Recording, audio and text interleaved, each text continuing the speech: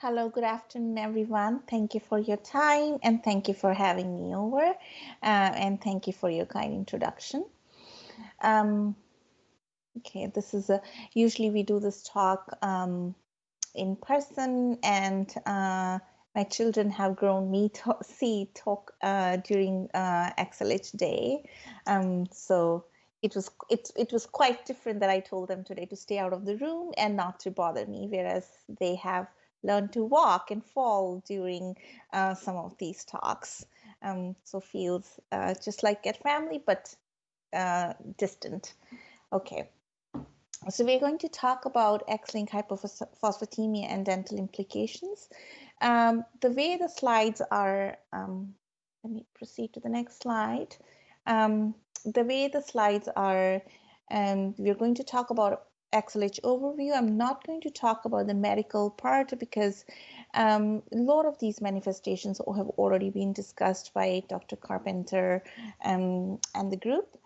And we'll focus mostly on how the dental anatomy works and how does it really affect the tooth, and then what is the management of some of these implications, because those are the questions I get asked most. Okay. All right. So as we know, it's a progressive lifelong disorder of renal phosphate wasting. It is one of the most common heritable hypophosphatemic ricket forms, and it's X-linked dominant, and it masquerades as under several names, as Dr. Carpenter mentioned, how we came from where we were to where we are, and now along with nomenclature and the medical management of the disease. Okay. So the most common manifestations are spontaneous abscess, delayed eruption pattern in children, and then that one dental abscess tends to predict the occurrence of future abscesses. The spontaneous dental abscess is the mainstay or pathognomic sign, or the sign that defines the disease, or that is when an individual, a child or adult, goes to a dentist and we see an abscess where there is no reason for this abscess to be. In next slides, I will talk about what can be the reasons for the abscesses. So we think about XLH. Delayed eruption pattern is that there is a timeline around which the teeth erupt for children, both primary and permanent, that is the baby teeth and the adult teeth. There is an age, so the baby teeth usually start coming in from 6 months and go up to 3.5 years. For adult, these start around 6 years and go up to 14 years for second molars, and then for wisdom teeth anywhere up to 18 to 19 years. But in XLH, what happens is that this eruption of teeth, as the teeth come into the mouth, this is delayed. And usually if the child has, or an adult has, one abscess due to XLH and no other reasons, then this predicts the occurrence of future abscesses. Okay. So I'll spend a couple of minutes on this slide here. This is a morphology and anatomy of tooth. So here, I don't know if you can see my cursor or not. So this is the outermost layer of the tooth. That is the enamel layer. Then there is the inner layer, that is the dentin layer. And then there's a last layer that is inside, that is pulp. So the enamel layer, this is the hardest white layer that we have in the mouth. This is the strongest structure in the human body. It's when you go to the dentist and if you have cavity or decay, when they clean it, they actually go through this layer at very high speed with instruments that are made of carbide or made of diamond. This is a very strong solid layer to penetrate. So the main function of enamel is to protect the teeth. The second layer is dentin. So the dentin is the softer layer as compared to enamel. This is the layer that protects the teeth from any insults or anything that has managed to come into the tooth to the dentin.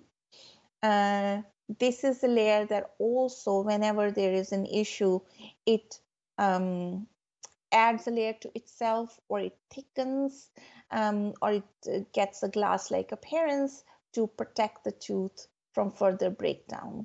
Because if the dentinal layer does not protect the tooth, whatever inflammation source you have, be it from biting hard, be it from cavities, or be it from hot, cold, or trauma, it is going to go to the pulp. And when pulp is a live organ with vessels and nerves, and when it goes, any insult or any inflammatory agent gets there, what it does is pulp reacts very strongly by either causing the decay to get bigger and bigger because it is reacting, or with pain or infection or swelling. So dentin is the mediator to the outer world when something has crossed over.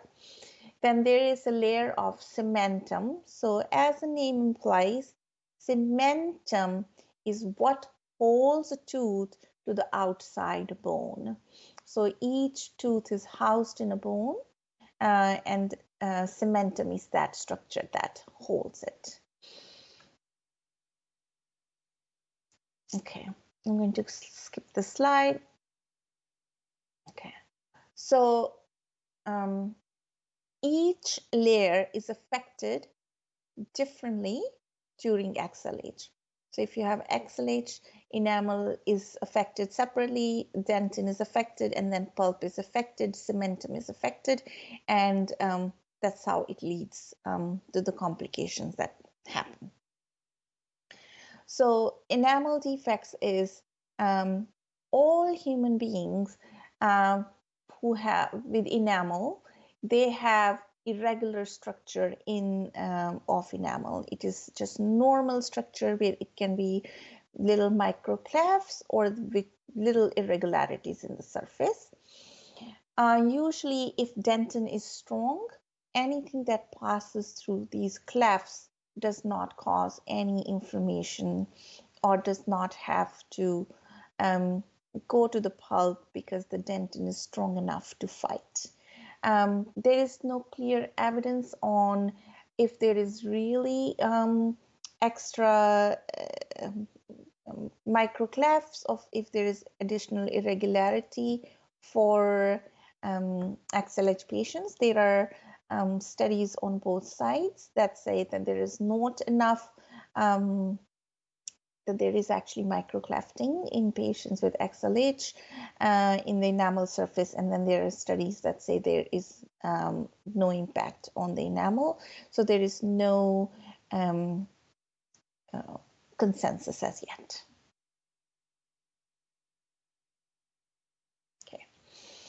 Dentin is where most of the issues for XLH lie. So what happens in dentin is that the dentin is supposed to have a certain level of mineralization in those who do not have XLH. So those patients who have XLH, the dentin is hypomineralized. So if it hypomineralized, what it means is that it's not as tightly packed. And if it is not as tightly packed, what is going to happen is that anything that comes from outside, any insult, be it bacteria hot food, very cold food, it is going to pass through the outside enamel layer, seen here, into the dentin. Now, dentin is supposed to protect the tooth, it's supposed to serve as a layer that stops anything from getting to the pulp. But what happens is, because here the dentin is compromised, so any agent that goes through the enamel gets into the dentin, and this dentin goes in, and that goes through pulp, causing pulp to get irritated, and then pulp, in response to irritation, responds by pain, infection, abscess, or swelling. Increased interglobular dentin. So the way dentin closes, the way dentin is, these are tightly packed crystals, and in the for XLH, these tightly packed crystals, there are hollow spaces between these crystals, causing it to be not packed very tight, and then by itself it is under mineralized. This is regulated by FGF23, the mineralization of dentin, and because FGF, it is one of the why the disease has manifested itself. So here dentin is hypermineralized with XLH patients. This leads to porous dentin that is not able to protect the pulp, and hence leading to abscess and swelling. Okay. So for pulp, in a normal healthy tooth that does not have XLH, the pulp is regular size. But this tooth is a closed space where pulp really wants to expand and occupy more space. However, in XLH, what happens is that the dentin is not densely packed, so pulp gets a chance to move around and get to the higher level. So once the pulp gets to higher level, that is large pulp horns, meaning these top part of the pulp, it's enlarged and is more towards the outside. Gets pulled more towards the enamel. So then the distance between the enamel and the pulp is reduced. So it's a shorter distance from bacteria or anything that is going to cause irritation to the pulp. It's a very short distance for that agent to cover to get to the pulp, and it cause irritation and inflammation. So the effect is indirect through impaired dentin, and it causes a higher chance of any kind of insult by bacteria or by chemicals or heat or cold or trauma, and this can lead to the spontaneous dental abscess. Okay. This is for the cementum. So this is the outer layer that holds the tooth to the bone. So here XLH has thinner cementum. So if the cement is thin, it's just like a glue. So if the glue is, if there's not enough glue, it's going to be less tight in the socket. It's also just like dentin, it's globular in nature, meaning it is it's not as tightly packed and compact.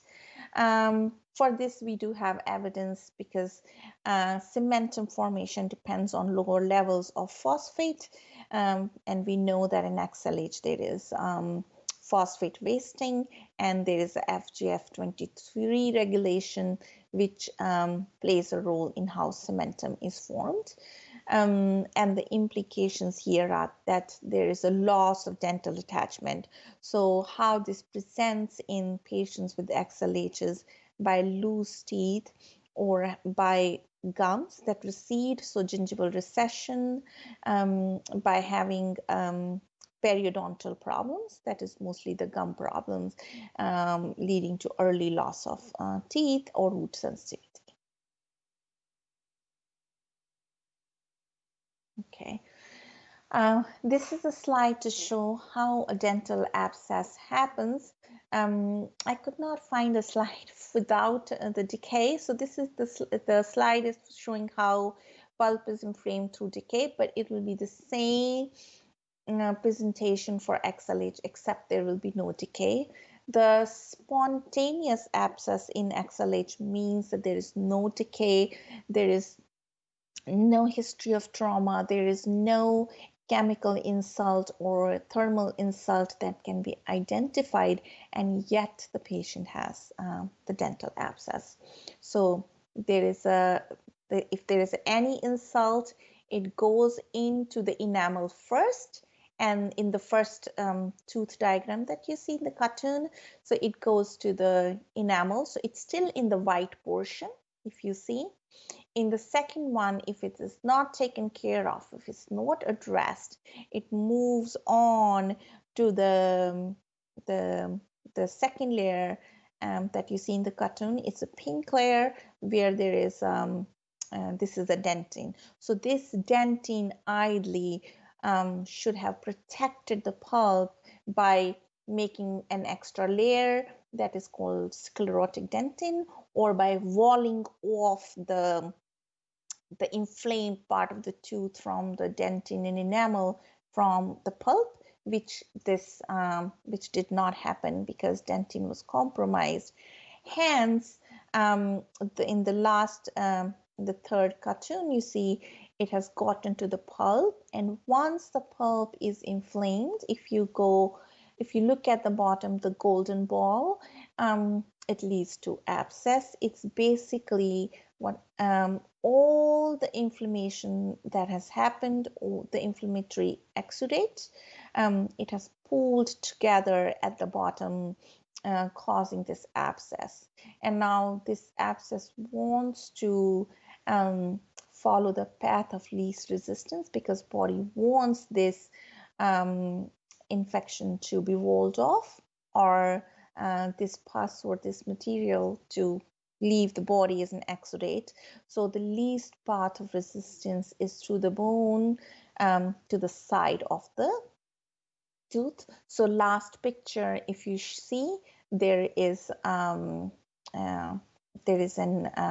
abscess. So that's how this is a gentlest presentation of the abscess. It can present it in many different ways. But we really don't want people throwing up their food seeing dental abscesses here. So it can present as a large swelling. It can present as just pus that is exudating out. Several presentations. This is a presentation for a child. And this slide. Okay. So there is XLH therapy has consisted, as we learned from Dr. Nzonia and Dr. Carpenter and team, is calcitriol and phosphate, which has been the mainstay, and now the new one is birosumab. The purpose of the therapy has been to increase the serum phosphate and give the mineral to the growing skeleton. And then there is a surgical therapy for correction of leg deformities. And for post-growth stage, it is to treat the symptomatic osteomalacia and prevent or correct the fractures or insufficiency fractures. In past few years, the diagnosis, there has been the disease is being diagnosed sooner. Now younger children are getting therapy, and there have been studies that show that if you start the therapy early, then there is a less likelihood of the dental manifestations. So yes, this is a study in 2015. So for part of the study, I had worked with Dr. Carpenter in his lab. It was very nice time. I got to meet a lot of patients with XLH in the XLH unit who shared their experiences and difficulties they had with the dental complications and also getting treatment for the dental treatment, the cost of it and the availability of the providers, and then the provider understanding of what XLH entailed and how to tailor the therapy for XLH patients. I remember the time very fondly. In the study, the primary exposure was the treatment with calcitriol and phosphate, and the outcomes were number of sites for endoscopy and number of dental abscesses experienced per participant. And then there were several factors that were looked at: age, sex, BMI, severity of the mutation, PTH levels, FGF23, and then proportion of treatment in childhood, and the correlation with endoscopy and the dental disease severity. Okay, so the results were that 75% participants who had no treatment during their adult life had severe dental disease, whereas only 47% that who had the treatment had severe dental disease. And then for childhood, and those who were treated for less than 80% had the higher odds of experiencing the dental disease compared to those who were not treated. So those who were treated as children, they had less likelihood of severity of dental disease as compared to those who were not. So there are several factors which which can be postulated, because the way the disease is, a lot of mineralization of the dental structures is based on availability of phosphate, and then there are direct factors for FGF23 that are related to tooth mineralization and mineralization of dentin, which follows the similar pathways as bone mineralization by osteoblast, and for dentin it's odontoblasts, thus manifesting the disease. So in summary, if there has been the time at which you start getting the treatment for XLH, the therapy, it does predict the severity of the dental disease. Okay. So I will spend a couple of minutes on this slide because these are the questions most commonly asked. So it is the treatment. Okay. So most of the times when I get a call either by endocrinologist or pediatric dentist or a general dentist, the question is usually about the therapy.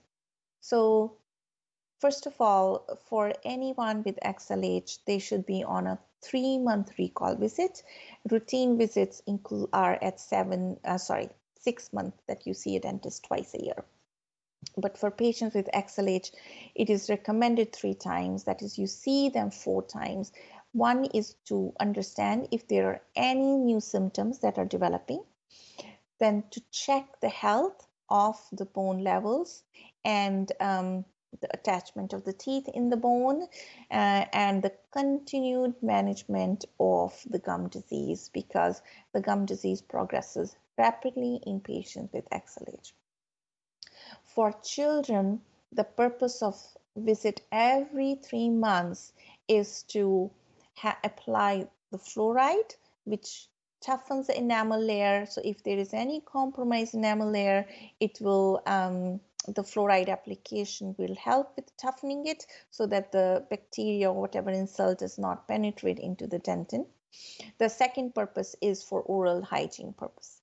Now, for any dental disease, gum disease, periodontal disease, loosening of teeth, or even abscesses. There are multiple confounding factors. So this is age of the patient, pediatric workers versus geriatric, smoking, other comorbidities, as in diabetes, which can very heavily influence the dental manifestations, because each of these diseases come with the same dental manifestations as others. So it's very hard to really pinpoint if the findings are from other comorbidities and lifestyle factors versus XLH. So spontaneous abscess is the one that is conclusive from XLH. So oral hygiene is a very important, because if the teeth are already compromised for dentin, oral hygiene and oral health play a very important role in occurrence of spontaneous abscesses and periodontal disease. So sealants. So in children, sealant is a protective layer that is placed on the enamel. So if you run the tongue on your teeth, you'll feel that we have all these mountains and grooves and valleys. So what sealants do is they close these mountains and valleys, and teeth become like a skating rink, ice skating rink. So whatever food that it was to be get caught into these valleys and grooves just completely quickly is cleansed, thus reducing the risk of any insult or caries or decay to the dentin and enamel. So the sealants are recommended for all children 6 and plus for XLH patients. Fillings. There is a controversy on types of fillings and crowns. So there is a literature that suggests that in children or even in adults, if there have been abscesses or if there are large caries in few teeth, then it's recommended to do a prophylactic, that is just in anticipation, put the caps on rest of the teeth. There the literature is on, there's no conclusion. Some studies are for the prophylactic covering and others are not.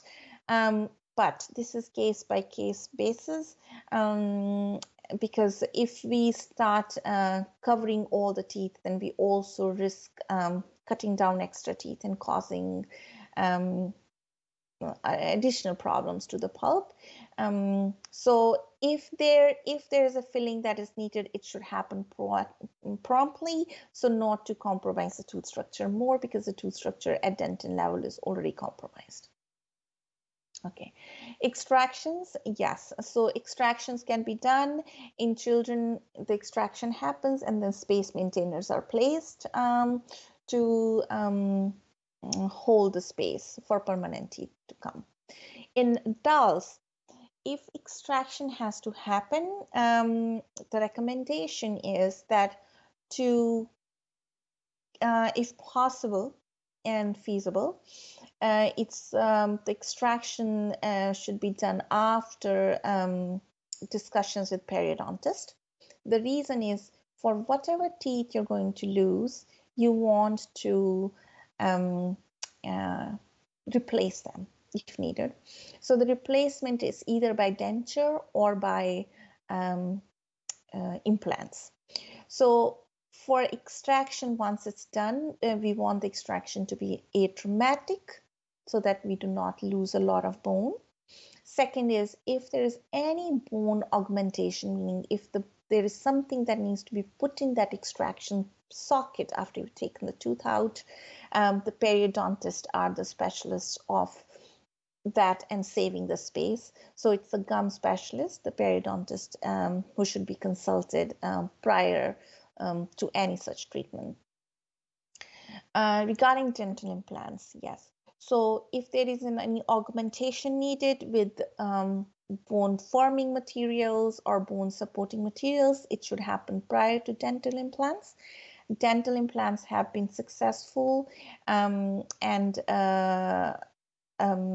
it's case by case. There are comorbidities, like I mentioned, smoking, diabetes, that make dental implants less successful in general population. But in XLH, there is compromised quality of the bone. So there are confounding factors, and it's again case by case, but overall the implants have been successful in patients when it's done as a team approach with an oral surgeon, periodontist, and a general dentist. Regarding orthodontic treatment, the orthodontic treatment is known to be successful, can be done successfully in patients with XLH, but it is dependent on case-by-case basis. But there are successful case reports on braces and any orthodontic treatment in children. For replacement of teeth, other choice is dentures. Like I said, for similar to implants, if there is a ridge or bone augmentation that needs to happen to bulk up the bone so that there's enough retention for the dentures, then this should happen in consultation with prosthodontist. So there is a gum specialist, that's periodontist, and there is a bone specialist, denture specialist, that's a prosthodontist. I did not mention endodontist in the fillings component. So it's, I'm sorry. Yes. So the endodontist is the root canal specialist. So that is your own tooth, if feasible, is the best tooth to hold on to. If the gums are holding onto the tooth well and there is not enough gum disease, so in that case, it's best to get the treatment for the root canals from an endodontist, considering that there is already an issue with how the tooth structure is. So it is best to have endodontists involved for these treatment. Yes, that was my last slide. Thank you very much, and I look forward to the questions. And over to you, Shannon.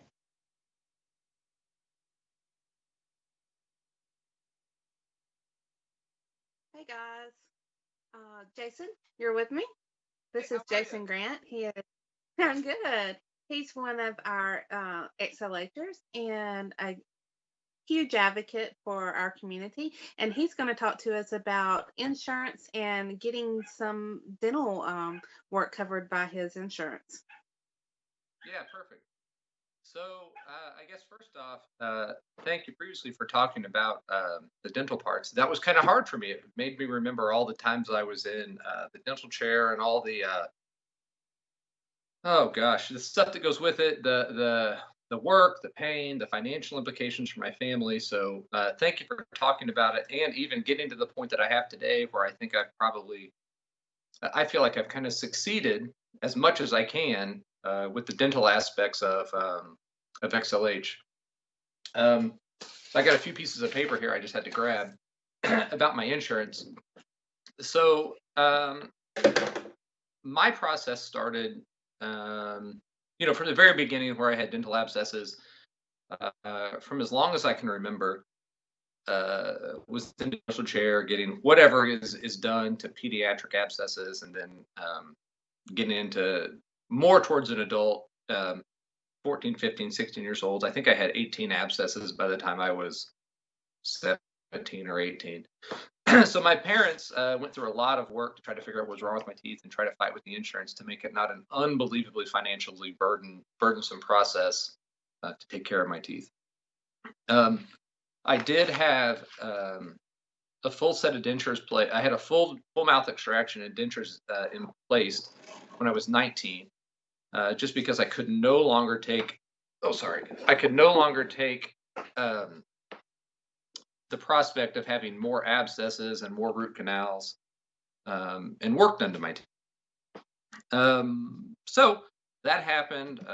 I was newlywed, and I was a little bit, self-conscious about my teeth, and I had always wanted to look to the future to get implants placed, but it's financially very, very difficult to have that happen. And I think, as you can see from the prior presentation, we knew for a long time that there were problems with the formation of teeth, and because of XLH, that we believed, as my parents and my family believed, should be covered under medical insurance.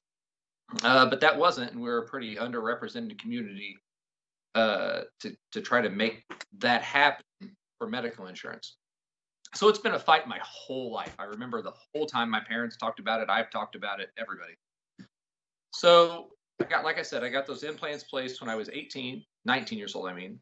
I'm now 37, and the course has been full set of dentures. And then when I was 27 years old, I had to get a new set of dentures because my old set was wearing out. And the company I worked for had a self-funded insurance program where the owners of the company could vote whether or not they were going to provide health insurance for dental coverage. And of course, because there was some expense involved, they said, no, we're not going to take care of that. So I paid some money out of pocket to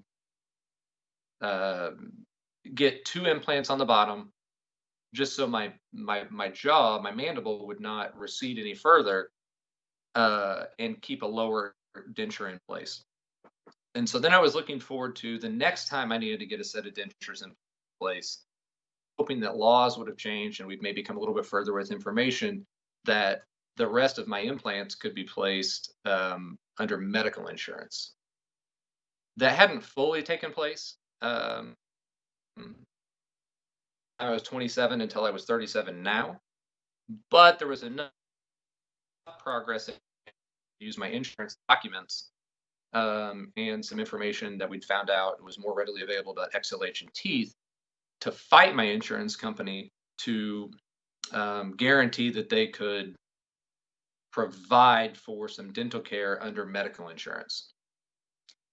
It was a humongous task. It was a lot of time on the phone. It was a little bit of yelling. It was a little bit of swearing, the whole bit, and using my document with the customer service representatives and then getting escalated to, to just kind of further along with the customer service process until honestly, ultimately, I was able to get a full set of implanted dentures covered by my medical insurance. So there is hope, but it does require a lot of effort on your part as an individual if you want to get that stuff covered. It was not only for myself, but because of my daughter, who is now 11, that within the last 2 years, I really put in a humongous amount of effort because, my parents tried very, very hard and were unsuccessful. But we were somewhat successful. So I guess what you have to do is you need to find out what your insurance policy is. And what you're going to have to do to get some medical coverage for dental care is dig very deeply into your insurance policy. And so specifically, I have United Healthcare. And I have a document I'm looking down at so I don't misquote what I did. But within our document, I don't know, 50 or 60 pages down on our health insurance document, it talks about dental services that are covered for accidents only. And so on the surface, under that bolded, highlighted text, you would think there's no way that XLH could be covered or even talked about under this highlighted, bolded part of your insurance policy. But that wasn't necessarily true. So I'm going to look down for just a minute and read to you what I found to be the most helpful to me. So I found a part that says my medical plan only covers dental services required for direct treatment of medical conditions limited to, and then they just had a list of things that they would pay for medically about dental. And one of them was trauma, but underneath that, it said that coverage included oral surgical services blah, blah, blah, a little bit. However, that were also a part of a congenital defect. So, as you can refer back to the prior presentation, XLH causes congenital defects in your teeth. And those congenital defects lead to abscesses that just lead to your teeth rotting out, needing multiple work. You have to have them replaced and whatever else everybody else has been through, just like myself. So, underneath that, it said that coverage is provided for diseases of the mouth unless the condition is due to dental disease or of dental origin. And that was the specific sentence that I was able to use to get my implants covered by United Healthcare with our very specific plan. And what I had to do was I had to talk to one customer service representative, and then I had to talk to another one, and then I had to talk to a special representative, and then I had to talk to the special representative's supervisor. And what we had to come to what we finally came to the conclusion was that dental disease, because of XLH, is not dental in origin. It really has to do with everything related to XLH that causes those problems with the dentin.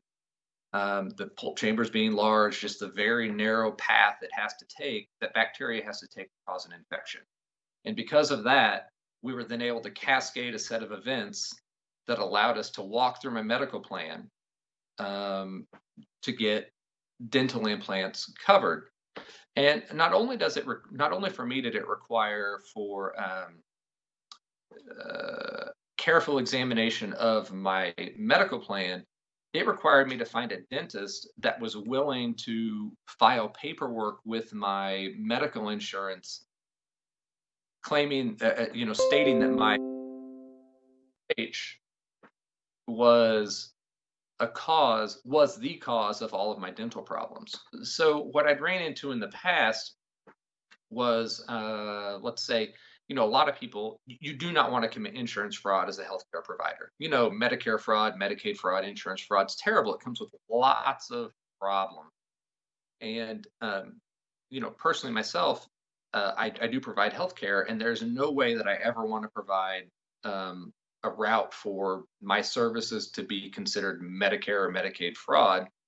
And I assumed that a lot of the dentists that I had seen in the past were reluctant to provide medical necessity letters to my health insurance because they were kind of going out on a limb, or maybe they were pushing the boundaries of their normal practice to get dental coverage under medical health insurance. So my guess was it was probably easier for most dentists to just say, we'll get most of this covered under your Delta Dental or whatever your dental insurance is, and then you can pay the rest out of pocket. We don't want to cause insurance fraud. We don't cause problems for our practice legally, so we can't do anything for you. What I had looked into was my wife was a friend with a dentist, and that person had a friend who was specialized in dealing with people with congenital dental problems, not specifically XLH, but like osteogenesis imperfecta and several other problems that require lots of extensive dental care.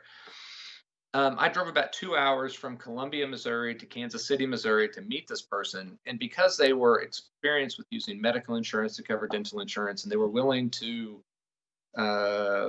look into XLH and use my research in addition to their research, they were willing to put in a letter of medical necessity to my insurance company in conjunction with me fighting my insurance company to show them all the research that was required for them to cover dental services under medical care, that we were ultimately able to use the documents provided by the healthcare company and the medical necessity letter to get honestly a full set of implanted dentures covered under medical services. It wasn't cheap. It was about a $40,000 cost for my medical insurance company. And, they honestly fought that a lot. I got some denials. I got some approvals. I got some denials after approval, including the frustrating part that 2 days before I was supposed to have my initial procedure, um, I had a prior acceptance and a prior approval for services, and then 2 days before a procedure, they said, "Hey, we've denied you last minute, and there's nothing you can do about it." I don't think I ever told my wife about that, and I think she's listening in the basement. But that was a pretty stressful 18 hours. While again, I got more irate than I've ever been in my entire life at an insurance company. Um, I mean, very, very irate. I'm actually embarrassed about some of the things I said to them, but they ultimately reversed their denial of a previous approval and then allowed the procedure to proceed. So it was pretty hard. We got it all done. It takes a lot of fighting. And additionally, I'm able to, if anybody needs help, I have copies of my medical records, not my medical records, but my medical exception letter from my dentist that we can probably make available if dentists need help to find XLH diagnostic codes, CPT codes, whatever they need to try to help this happen for other people. And I'm going to smile because I'm really proud of my new teeth. Thanks, Jason.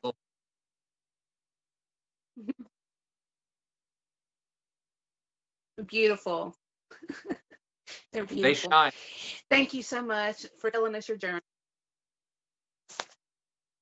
So, I've been blessed over the past couple of years to be able to travel over the United States and meet several other XLHers. And one of the main concerns that they expressed to me is dental care. And just like Jason, so many people have gone through the process of trying to get their insurance to cover it unsuccessfully. And then we heard how Jason, he went through and he just continued and continued and continued until he finally got it approved. In 2019, I was volunteering as a rare disease legislative advocate for Alabama, and I found out about a piece of legislation called Enduring Lasting Smiles Act. I knew that this would be a piece of legislation that the XLH community would benefit from. I did a little bit of research and talked to my senator, and she helped me. And we concluded that XLH is one of the diseases that would be covered under this act. So XLH is a rare metabolic bone disease caused by mutation of the defects gene. Therefore, qualifies for a congenital abnormality, and it causes severe oral deficits and interferes with their ability to function in a normal manner, causing us to have dental procedures and sometimes specialized surgery. Well, the Enduring Lasting Smiles Act basically covers all this. It states that, let me get to the actual legislation. It states that any health insurance shall provide coverage for outpatient, inpatient services related to the diagnosis and treatment of a congenital abnormality or birth defect. These treatments may include inpatient or outpatient care and services performed to improve or restore body function due to a congenital anomaly or birth defect, and shall include treatment to any body part, including teeth. This is huge for us XLHers that have dental problems. And as the dentists, the American Dental Association is actually backing this piece of legislation, as well as the XLH network. And we have actually come up with a sample letter to send to your senators. It was introduced into the Senate in 2019 and has now been passed to the Committee on Health, and we're trying to raise awareness and support for this piece of legislation. So if you are interested in contacting your senator by phone or by letter, we can send you this sample letter, or we can help you find the phone number you need to call your senator. Also, you can contact your dentist, and they can learn more about it on the ada.org website, where the dentists are also promoting this piece of legislation. So, for Jason, he had a lot of issues having to try to get his dental coverage or dental procedures covered by his health insurance. But according to this piece of legislation, if it's passed, the health insurance would be required to pay this if it's due to a congenital birth defect. And not all insurances do that. Luckily, Jason's did. So, hey, what did you say? Well, what I've learned is I'm very, very glitchy because of my Wi-Fi on my phone. So I don't know where I came in. Well, just repeat what you said. I didn't hear anything. So I've been I guess my phone is very glitchy. Anyway, what I was going to say is you touched on a really great point about getting in touch with your dentist. Prior, you mentioned a federal law that says the dental insurance, they're required to cover your dental problems under medical insurance. My medical insurance was kind of like, forget you. We don't care. You're lying to us, whatever. Mm-hmm. I do have a few benefits because a significant, because my profession is involved with billing Medicare and Medicaid and whatever. So I have a little bit more knowledge of how that works than maybe most people, maybe not, I don't know. But also choosing a dentist really does matter. And I was able to get all of my care taken care of by a dentist. I did not go to an oral surgeon. I did not go to an endodontist. However, my dentist did have fellowship training in restorative dental care through well, I can't remember where he did his fellowship in restorative care and implantation, but he had a very, very good resume and lots of references for being able to do the implants and the dentures. He was a prosthodontist, but he also did his own implants. He was not an oral surgeon. I had a dentist do my implants. But anyway, selection is important. And my insurance wasn't good about following federal law. Well, the law hasn't been passed yet. It's in the Senate to be passed. So we're hoping that it will. It's in the Committee on Health right now. So we're asking that people contact their senators to ask them support for this legislation, because it would be law that they would have to cover if it was due to a congenital defect. Luckily, your insurance had that clause in it, but not all insurances have that clause.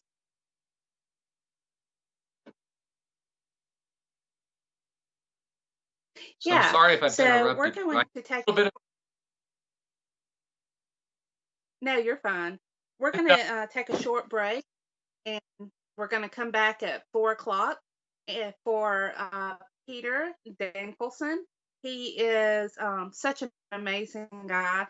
He is a motivational speaker, and we're going to learn about his journey with living with a rare disease.